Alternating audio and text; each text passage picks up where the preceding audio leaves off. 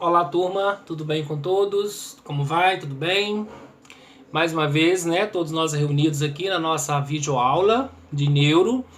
E hoje a gente vai falar um pouquinho sobre encefalite, tá? Parece que eu comecei a falar sobre ela na última aula, né?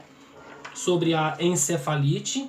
E um dos problemas maiores da encefalite é a questão aí, né, da raiva, que causada pelo micro-organismo, né? Tanto do morcego, tanto do cachorro, da baba, da mordedura do cão, né? E também do carrapato, que pode transmitir, né, essa questão toda da raiva para o paciente. Inclusive, até deixei uma questão para vocês no exercício de fixação, para fixar melhor a matéria, porque a nossa prova já está agendada para o dia 28/8.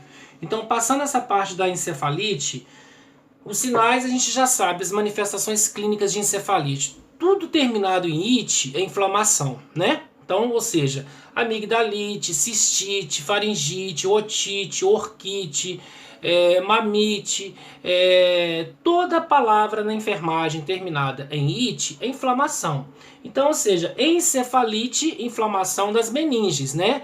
Da dura mater, da pia mater e da subaracnoide. São as meninges, são as que envolvem o encéfalo, né?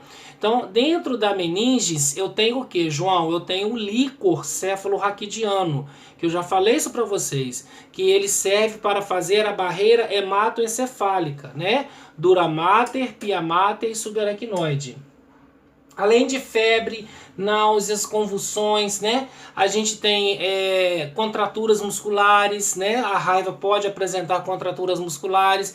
Então, se a gente for colocar quais são as principais causas da raiva, quais são as principais causas da encefalite, a gente pode dizer que a raiva é uma das causas que pode causar encefalite, né? Não estou afirmando que toda pessoa que é agredida por um cão, né, ele vai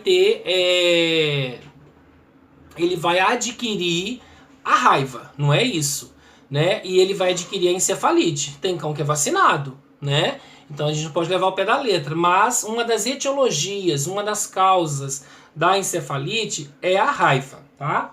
E avaliação, tanto punção lombar, porque pode suspeitar de uma meningite, né? Rigidez de nuca, vômitos em jato, né? Então, sinais de Brudzinski, já falamos o que é isso. Sinal de Kernig, também já falamos o que é isso, né? Para que serve isso.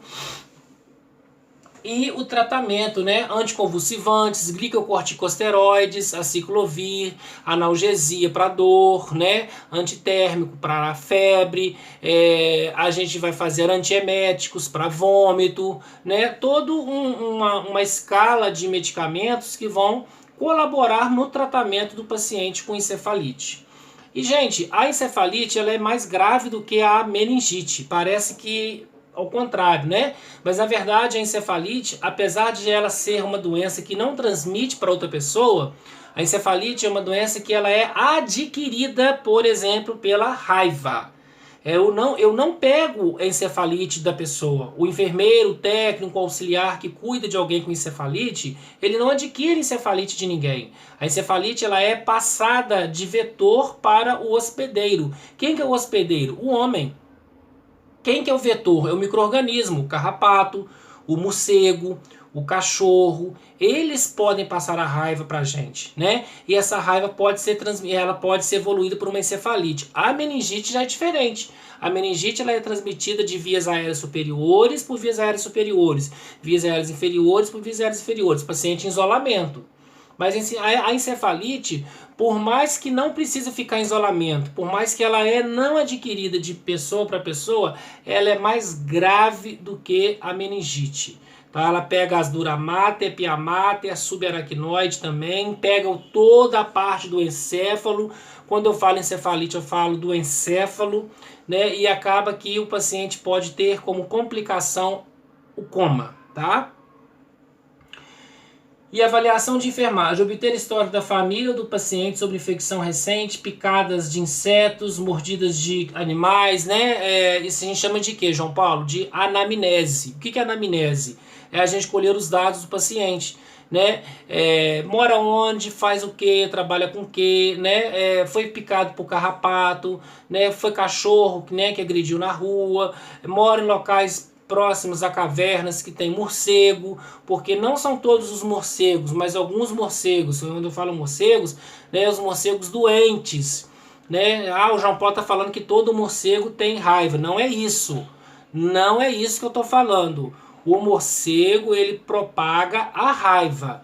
Mas o morcego, ele só vai propagar a raiva desde quando ele é o quê? Contaminado, desde que ele seja doente. O carrapato é a mesma coisa. O cachorro é a mesma coisa. Todo cachorro transmite raiva? Claro que não. Todo carrapato transmite raiva? Claro que não. Então, pelo amor de Deus, não vai sair falando que eu falei que um morcego transmite raiva. Somente aqueles que são contaminados. E o diagnóstico de enfermagem, né? Teve alguns colegas que tiveram algumas dúvidas, mas a gente já falou sobre NANDA, né? Associação Norte-Americana de Enfermeiros e Enfermeiras, que fala sobre alguns diagnósticos como risco de lesão devido à convulsão. O paciente convulsiona, ele pode levar a uma queda da própria altura, né? Perfusão alterada do tecido cerebral. Eu falei isso lá na parte de doença vascular cerebral. Quando o paciente tem uma doença vascular cerebral, ele tem o quê? Ele tem uma diminuição da presença de oxigênio a nível cerebral. É chamado de hipóxia cerebral. Então, para eu transmitir isso para diagnóstico de enfermagem, a literatura é clara. Fala-se perfusão alterada. A palavra perfusão alterada significa o quê? Diminuição de oxigênio.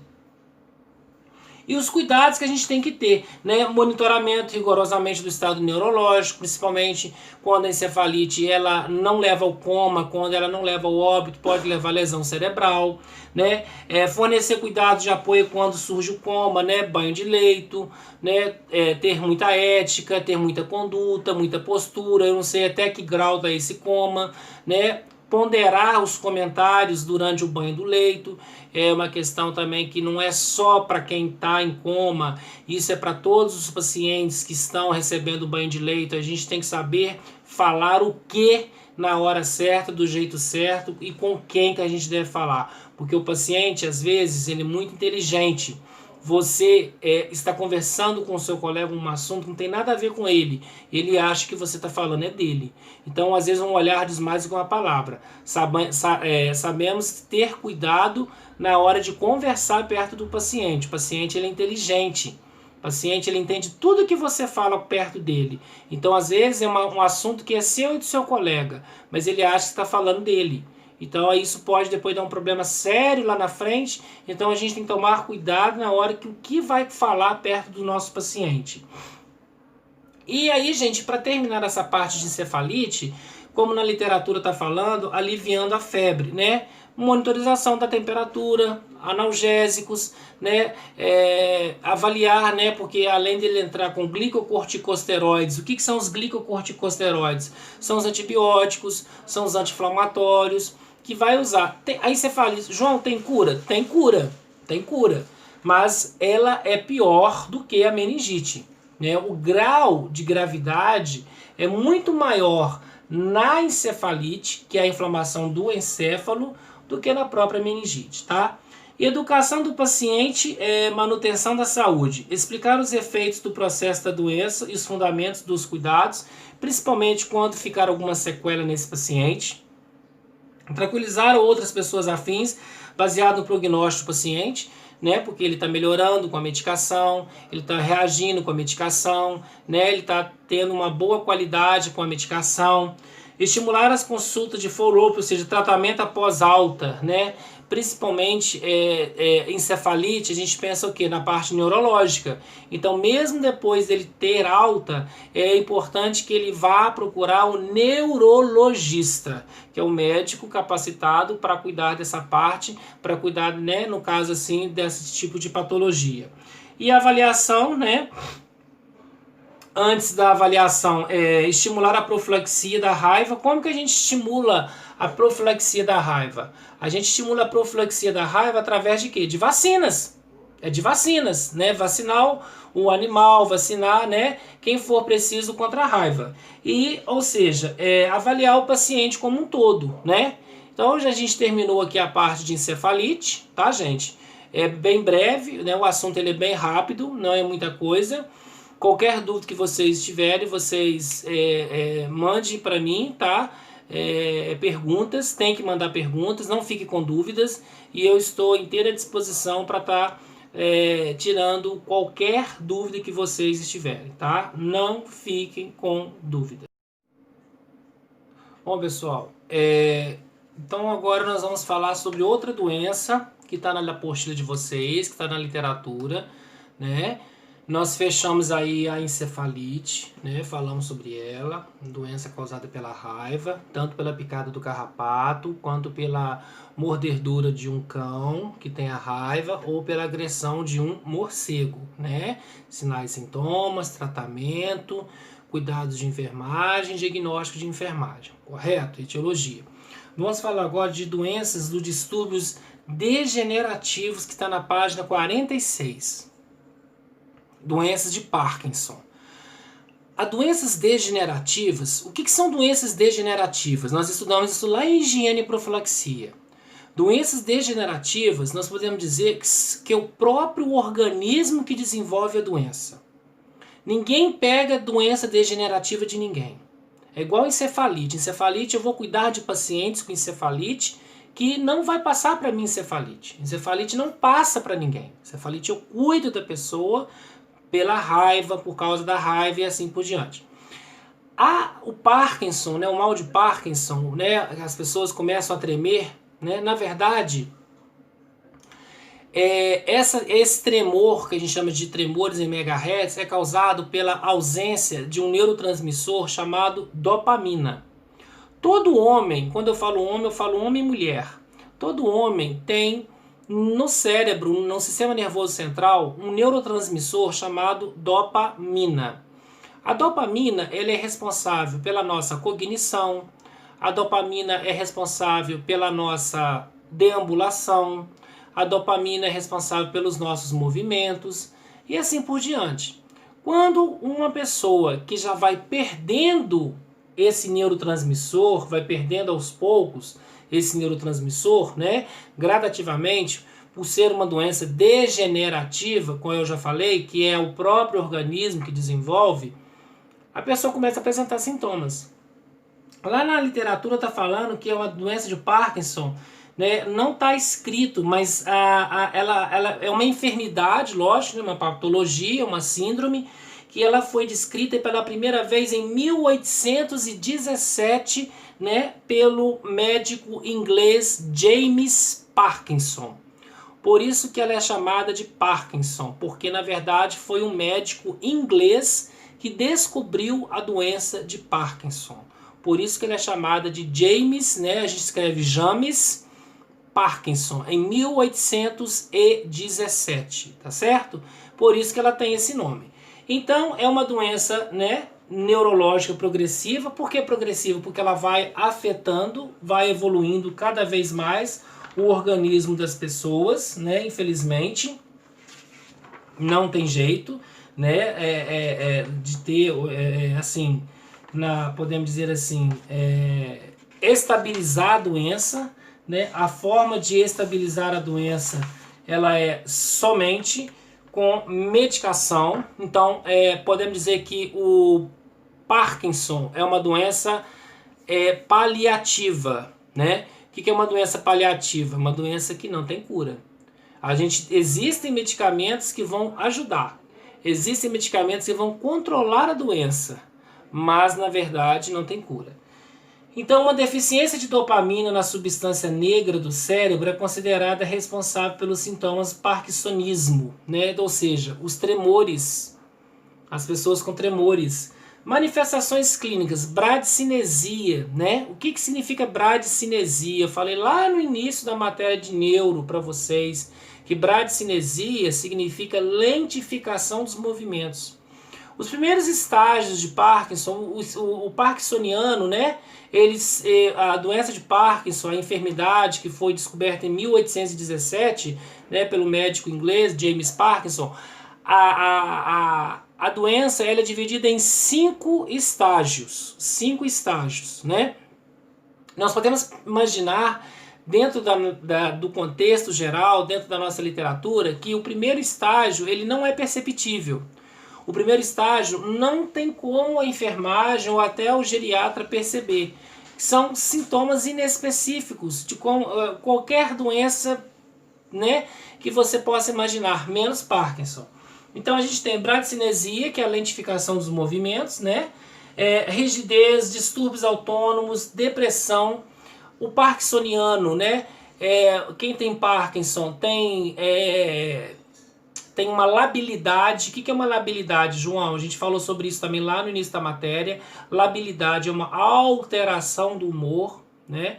Quem tem Parkinson hoje está triste, amanhã está feliz, hoje está agressivo, amanhã está chorando, está com depressão, está alegre, começa a sorrir, começa a brincar, hoje quer conversar, amanhã já não quer conversar, né? Hoje quer dar um bom dia, hoje você vai dar um bom dia, ele não te responde. A gente vai cuidar de pacientes que são assim, que você vai tentar tirar dele alguma coisa, ele não vai querer te dar abertura. Isso é da doença, isso não é porque a pessoa quer ser assim, porque a pessoa ela faz ser assim. Né? Na enfermagem, muitas das vezes, a própria patologia ela compromete o quadro do paciente, deixando ele diferente, deixando ele instável, e aí às vezes a gente fica até um pouco sem paciência, mas na verdade a enfermagem, acima de tudo, é doação, paciência, né, zelo, cuidado, competência, ética, moral e respeito. Porque se eu não tiver esse legado, eu não tenho como ficar na profissão, né? Tem que ter paciência para cuidar do outro. Se eu não tiver paciência para cuidar do outro, como é que eu vou cuidar, né? E aí, gente, avaliação diagnóstica, né? Principalmente os estudos de imagiologia. A avaliação diagnóstica para mal de Parkinson, os primeiros sintomas, eles são sintomas inespecíficos. Os próximos sintomas já são sintomas específicos. Quando eu falo sintomas específicos, eu falo sintomas da própria doença. Então a imagiologia, igual na literatura, na página 47, está falando que a imagiologia é a imagem, é como que o paciente comporta, é como que o paciente age, é como que o paciente se manifesta na frente dos médicos, do enfermeiro, do profissional da área da saúde, e que ali a gente vai ter uma noção de que ele está desenvolvendo uma doença autoimunodegenerativa. Voltando a dizer, doenças autoimunodegenerativas são doenças que o próprio organismo desenvolve. Ninguém pega Parkinson de ninguém. Ninguém pega Alzheimer de ninguém. Né? O próprio organismo é que desenvolve essas doenças. Tem cura, João? Não tem cura. Falar que alguém vai morrer de Parkinson é verdade? Mentira. Ninguém morre de Parkinson. O paciente ele morre das complicações do Parkinson. O paciente morre das complicações do Alzheimer. Né? Então, não, essa questão da gente pensar, fulano de tal morreu. Morreu de quê? De Parkinson. Mentira. Né? Na verdade, a doença ela abre uma porta de entrada para outras doenças. Ela abre uma lacuna. Né? Ela abre uma fresta para outras doenças. O tratamento anticolinérgicos, né? Para reduzir a transmissão pelas vias colinérgicas, que são medicamentos para tentar diminuir a presença da dopamina, né, para ele não perder tanta dopamina assim. Aí tem a madantina, né, que é um medicamento que vai tentar liberar dopamina no organismo. Um ajuda a não perder, o outro ajuda a liberar dopamina para quê? Para a região cerebral. Nós temos carbidopa, levodopa, que são medicamentos essenciais para o tratamento paliativo. Lembrando mais uma vez, Parkinson não tem cura. Alzheimer não tem cura, tá? Então são pessoas que têm tratamentos paliativos. E o alerta gerontológico, né? Os pacientes idosos podem ter uma tolerância reduzida a medicamentos antiparkinsonianos e podem exigir doses menores. É claro, gente, que na enfermagem, né, a gente que está dentro dela, vocês que já estão entrando na enfermagem, nós vamos sempre, sob prescrição médica, começar da menor dose para maior dose. Né? Principalmente pessoas idosas, que a metabolização hepática, ela é o quê? Ela é lenta. A metabolização hepática, ela é devagar, né? Então é por aí. E as complicações. Quais são as complicações do Parkinson? Demência. O que significa isso? Esquecimento. Né? Ele vai com o tempo esquecer das coisas. Ele vai com o tempo ter essa perda da memória. Que isso faz parte da doença, não tem jeito. Aspiração, muito cuidado, porque a pessoa que não tem mais conhecimento daquilo que está comendo, não tem conhecimento daquilo que está bebendo, principalmente que já está em estágios mais avançados, pode fazer o quê? Uma broncoaspirar. Broncoaspiração, o paciente, né, pode morrer aí nas nossas mãos, né, por conta de dar comida deitada, né, achar que o paciente consegue comer deitado. Isso não acontece na enfermagem, isso não pode acontecer, mas infelizmente isso às vezes a gente ensina de uma forma e o aluno, depois que forma, ele coloca isso na prática completamente diferente. Como é que eu vou dar comida a alguém deitado? É a mesma coisa de você mesmo, é você que está me vendo aí. É a mesma forma de você estar comendo deitado. Você consegue comer deitado? Você consegue tomar um prato de sopa deitado? A mesma coisa é o idoso. O idoso que está deitado, ele não consegue. É posição de Fowley ou semi-Fowley, ou posição ortopneico. Então para com essa mania de querer dar comida idoso deitado. Porque uma hora que ele broncoaspirar, uma hora que ele engasgar na sua frente, aí a gente vai ver o que é bom para tosse, né? Aí vai dormir na cama, que é lugar mais quente. E aí, gente, outra complicação também importante são lesões por quedas, né? Porque não sabe mais onde está o ressalto, não sabe onde é que ali tem um degrau, não sabe que ali tem uma escada, não sabe que ali tem um tapete, não sabe que ali tem um corredor. Então, ou seja, são complicações que a própria doença, que é o Parkinson, vai trazer para as pessoas, para os idosos principalmente, né? A doença ela compromete a terceira idade, lógico, e isso aí vai dar mais complicações. Avaliação de enfermagem, obter histórico dos sintomas da doença, né? Avaliar os nervos cranianos, isso daí é com o neurologista através da tomografia computadorizada. Observar a marcha, né? O desempenho das atividades, marcha lenta, marcha devagar, como é que ele está, né? Avaliar, né, quanto a fala, né, a clareza da fala, se está falando direitinho, se está tendo afasia, se está tendo afonia, se está tendo disartria, e a questão da própria depressão, né? Quem tem Parkinson tem depressão, infelizmente, né? Bom, pessoal, eu sempre falo que cuidar de idoso não é fácil, né? Cuidar de idoso, a gente tem que ter muita paciência, tem que ter muita doação, tem que gostar, primeiramente, né? A geriatria é uma parte da área da saúde que está focado para a enfermagem, né? Então, gostar de cuidar de idosos, primeiro sentido de tudo, tem que ter perfil, né? Se a gente não ter perfil para cuidar de idoso, não adianta, né? Eu posso ter perfil para cuidar de criança, eu posso ter perfil para ficar no pronto-socorro, eu posso ter perfil para ficar no centro cirúrgico, eu posso ter perfil, por exemplo, para trabalhar num banco de sangue, mas eu não tenho perfil para cuidar de idosos, né? Nem por isso eu sou um ruim, né? Nem por isso eu sou um profissional ruim, nem por isso eu sou um profissional incapacitado. Isso não existe. A gente chama isso de quê? De afinidades. Cada profissional de enfermagem tem uma afinidade por uma área. Assim como todos os médicos. Cada médico tem uma afinidade por uma área. Por isso que existe cardiologista, ortopedista, pediatra. Imagine se existisse só cardiologista. E as outras áreas? Como é que iam ser? Então, na nossa profissão também, não é porque eu não gosto de pronto-socorro que eu vou deixar de gostar de enfermagem, que eu vou deixar de ser enfermeiro, que eu vou deixar de ser profissional da saúde, né? Então, na geriatria, o idoso, ele é um idoso que ele necessita de cuidados, desde cuidados básicos até cuidados essenciais para a sua vida toda, que seria o quê? Banho, alimentação, troca de fralda, curativos, né? É a questão aí também de estar reabilitando junto com o fisioterapeuta, porque quem reabilita é fisioterapeuta, o profissional de enfermagem não reabilita ninguém. Então, gente, os diagnósticos de enfermagem para Parkinson, quais são?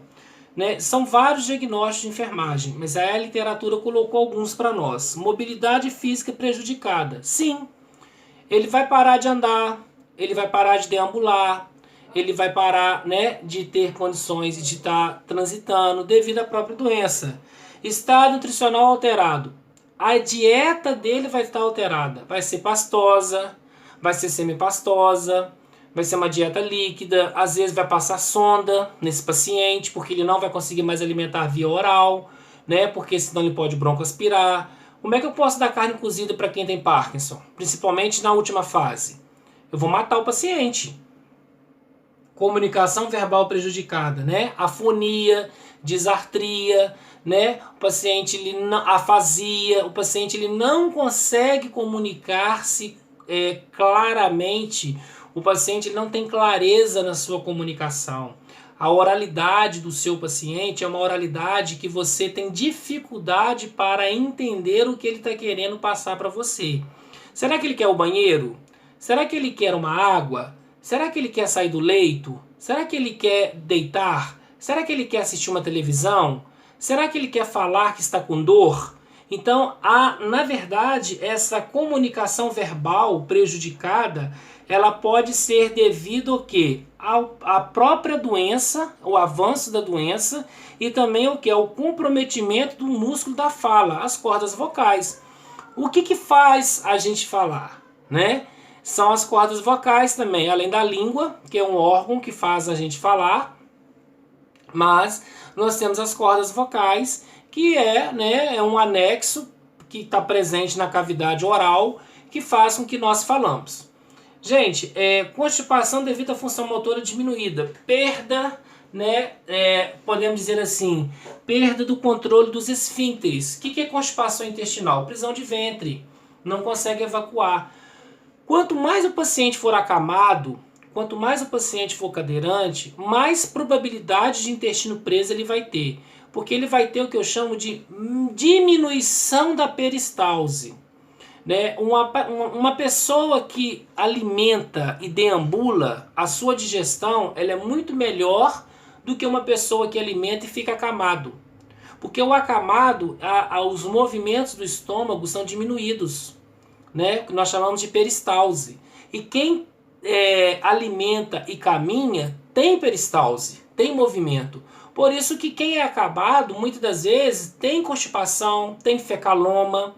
A gente tem que tirar, lógico, calçar uma luva, colocar vaselina, né, explicar o procedimento para o paciente, lateralizar o paciente, colocar o paciente na posição de Siemens, introduzir o dedo indicador, porque causa dor. Né, as fezes petrificadas, as fezes em formato de pedra, né, porque ele não consegue evacuar porque ele está o quê? Acamado.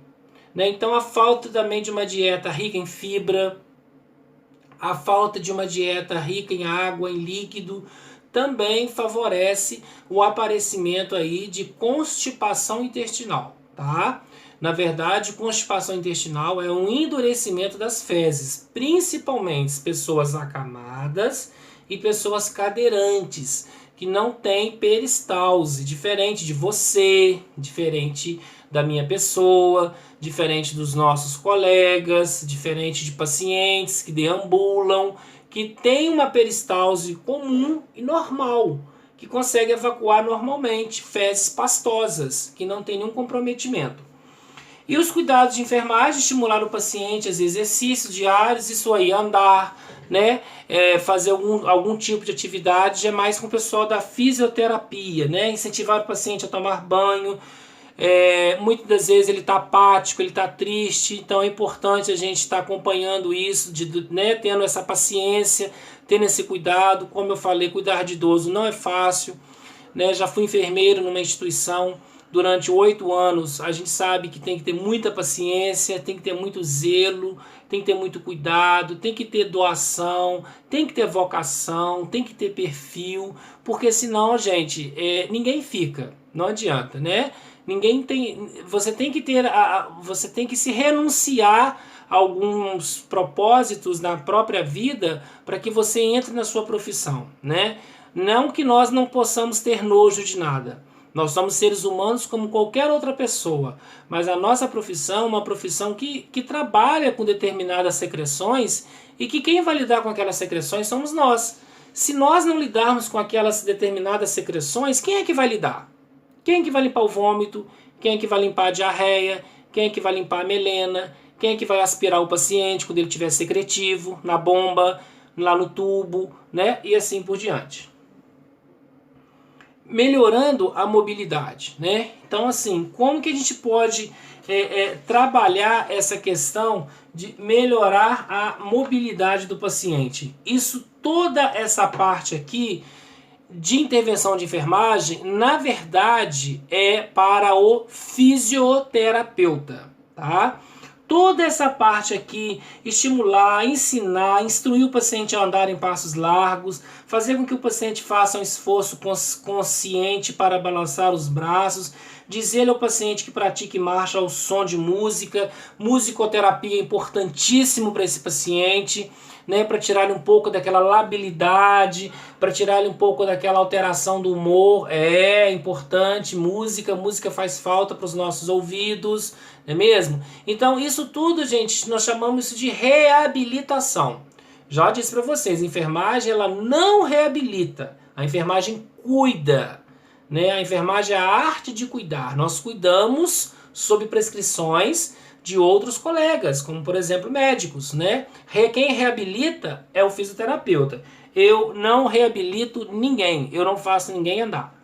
E aí, otimizando o estado nutricional, né? Já é uma parte do nutricionista, com o fonoaudiólogo, para ver se ele tem condições de voltar a deglutir, para ver se ele tem condições de voltar a beber uma água ou não, né? São condições que pode ou não pode estar aprovado pelo fonoaudiólogo e pelo nutricionista. Quem aprova se a dieta é pastosa, semipastosa, líquida, junto com o apoio do médico, é o fono e o nutricionista. A enfermagem não tem nada a ver com isso.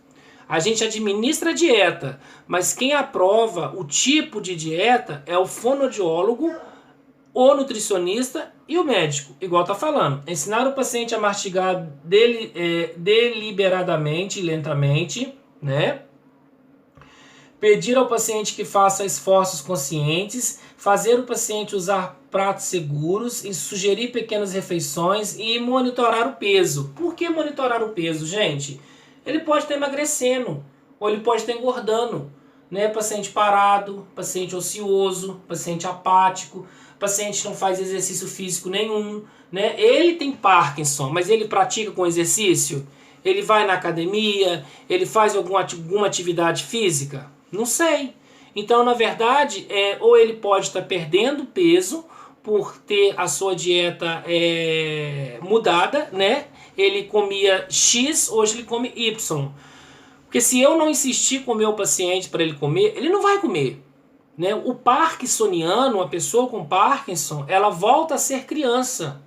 Né? Então, se você não der a comida na mão, se você não der a água na mão, se você não dar banho, se você não trocar, se você não fazer uma higienização cefalocaudal no seu paciente que tem Parkinson, ele vai ficar do jeito que ele está, né? Infelizmente. Então, a gente tem que fazer aquilo que gosta, mas muito bem feito, ok? E aí, maximizando a capacidade de comunicação. Fonoaudiólogo, é o fono que trabalha essa parte, né? Voltar a falar, voltar a ter uma boa fala, né? Trabalhar a linguagem falada, linguagem não falada, impedindo a constipação, né? Junto com o apoio do nutricionista, estimular a ingestão de alimentos com teor moderado de fibras, aumentar a ingestão de líquidos, principalmente se esse paciente for um paciente acamado, se for um paciente que já está em fase mais avançada da doença e ele tem constipação intestinal, tá? Então, gente, fica aqui o meu recado para vocês, tá? Na verdade, a nossa aula, né, ela se encerra, né, praticamente. Na verdade, a gente vai. Se encerra, não, desculpa. A gente vai continuar, né, no nosso próximo encontro, tá? Terminando a matéria, tá? Porque nossa prova é dia 28, né? Então, nós temos ainda mais um encontro antes da nossa prova, ok?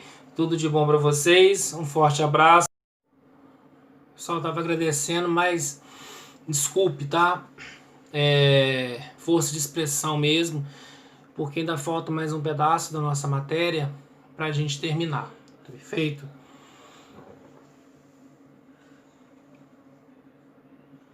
Educação do paciente e manutenção da saúde, né? Instruir o paciente a evitar sedativos, a menos que especificamente seja prescrito. Por quê? Na verdade, o paciente com Parkinson, ele se sente muito sozinho, ele se sente muito apático, ele se sente muito prostrado e ele pode ter, né, uma sedação por causa disso. Então, é prescrito para ele ter que usar essa medicação, né? Tá como conduta do geriatra ou do neurologista para ele trabalhar isso daí. Então, de acordo com o que for prescrito, a gente vai estar fazendo a nossa função. E aí a avaliação. Atendendo às sessões de fisioterapia, que é uma função não nossa, mas sim do próprio fisioterapeuta. Como eu já falei para vocês, nós não reabilitamos, nós cuidamos de pessoas. Reabilitar não é a nossa função, nós cuidamos de pessoas, na verdade, né? Essa é a nossa função é cuidar, né? E comendo 3 pequenas refeições, 2 lanches, pronúncia clara, falando de 4 a 5 palavras, eliminando fezes pastosas todos os dias, fazendo perguntas a respeito de Parkinson. Pode ser que ele faça perguntas sobre a doença, pode ser que ele não faça, né? Às vezes a pessoa ela tem esses tremores em forma de megahertz, né? Que nós chamamos tremores em forma de megahertz. Né, o principal problema é a dopamina, né, que infelizmente vai comprometer o quadro clínico do nosso paciente. Eu já falei que ninguém morre de Parkinson, as pessoas morrem das doenças oportunistas do Parkinson, ok? Então, gente, agora realmente vamos parar aqui. A nossa matéria da prova, ela vai até aqui, tá? O Alzheimer, eu vou deixar uma atividade para vocês fazerem sobre o Alzheimer, tá? E no caso, vocês vão fazer, além dessa atividade do Alzheimer, que vai ser conteúdo para cair na prova, a matéria foi toda dada, foi toda explicada, foi toda pontuada para vocês, tá? Como eu falei, essa matéria ela divide comigo e com a Maria Helena. Eu não tenho a nota para juntar com a da Maria Helena. A minha nota é separada. Então, quanto que vocês têm que tirar na prova? 6. A prova vale 10 pontos. Mas eu dei alguns trabalhinhos que vai somar com essa nota da prova, né? E vou pedir aí para vocês fazerem aí um trabalhinho sobre o Alzheimer, para vocês estarem entregando no dia da prova, né? Na verdade, a prova de vocês é dia 28 de agosto, né? A prova de vocês é dia 28 de agosto. E a turma de vocês, na verdade, a turma de vocês, que é a turma J, é toda quarta-feira, né? Que entrega resultados, provas, trabalhos. Então, eu postando essa prova dia 28, dia 28 agora, vocês entregarão ela só na quarta-feira que vem, que é dia... quarta-feira que vem, que é dia 2 de setembro. Vocês terão até o dia 2 de setembro para fazer essa prova. e essa atividade que eu vou deixar na plataforma para vocês sobre Alzheimer, que é um assunto belíssimo para a gente também trabalhar sobre ele, mas nesta modalidade eu vou trabalhar de uma forma diferenciada. Eu vou querer que vocês falem um pouco sobre o Alzheimer, perfeito? Então, gente, termina aqui nossa matéria de neuropsiquiatria. A prova é dia 28, vou postar ela, tá? Vocês terão, né, aí no caso, a próxima data é quarta-feira que vem, né, para entregá-la no SECAP no horário de 13 às 19h30. Muito obrigado a todos. Qualquer dúvida que vocês estiverem, pergunte, mande para mim, não fique com dúvidas, tá? Porque na hora da prova eu não vou poder ajudar. E aí todas e qualquer perguntas que vocês fizerem, mande que eu responderei com o maior prazer. A gente está aqui para isso. Breve, se Deus quiser, estaremos todos juntos. Ok, pessoal? Um forte abraço para vocês. Tá? Tudo de bom. E aí que Deus nos abençoe. Ok? Tudo de bom. Tchau, tchau.